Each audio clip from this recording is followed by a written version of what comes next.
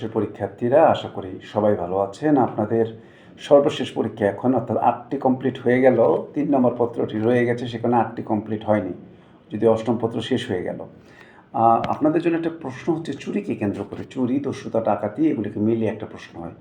চুরির উপাদানগুলি কী কী? আচ্ছা, একটা চুরি হওয়ার জন্য আমরা কী কী জিনিস লক্ষ্য করি? আমরা তো দেখি না কোনো বিল্ডিং কেউ চুরি করে নিয়ে যায়, তাহলে মানে কি? তাহলে একটা অস্থাবর সম্পত্তি হতে হবে যা সরানো যায়, তবেই তো চুরি হবে। আচ্ছা, এই ধরুন ঘড়িটা কারো আমার দখলে থাকবে, এটা একটা অস্থাবর, মুভ করানো যায়। কেউ অসম্মতিতে, আমার সম্মতি নেয়নি এবং অসৎ উদ্দেশ্যে, তার উদ্দেশ্য ভালো না, স্থানান্তর করে, তাহলে তাকে চুরি হবে। তাহলে চুরির উপাদান কয়টি? 5টি।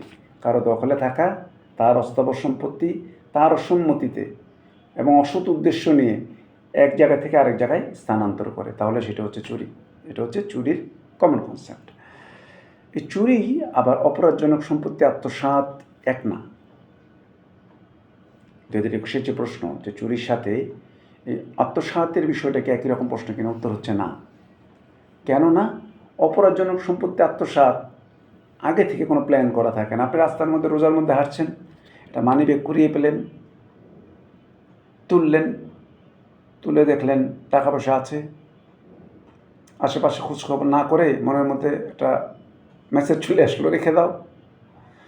আপনি প্রকৃত মালিককে না খুঁজে রেখে দেওয়া মানে হচ্ছে আপনি এখানে অপরাধ করেছেন, মানে ওইটি অপরাধজনক। মানিব্যাগ একটা সম্পত্তি, ওইটাকে আপনি আত্মসাৎ করেছেন। তাহলে চুরি মানে আগে থেকে প্ল্যান থাকে চুরি করার নিয়ম, আর এটা আগে থেকে প্ল্যান না। অ্যাক্সিডেন্টলি কুড়িয়ে পেয়েছেন, প্রকৃত মালিককে না খুঁজে নিজের কাছে রেখে দিয়েছেন, এটা হলো অপরাধজনক সম্পত্তি আত্মসাৎ। হ্যাঁ, এটা হচ্ছে একরকম। এটা ধারা হচ্ছে 403, আর চুরিটার সংজ্ঞা হচ্ছে ওই উপাদান যেটার মধ্যে থাকবে ওটা হচ্ছে 378। এই দুইটা বিষয়ের সাথে পার্থক্যটাকে আপাতত মাথায় রাখতে শুরু করুন, তাহলে দুইটার পার্থক্য থেকে আসলে এই আংশিক উত্তরটা আপনি মিলিয়ে একটা প্রশ্নের আংশিক উত্তর দিতে পারবেন।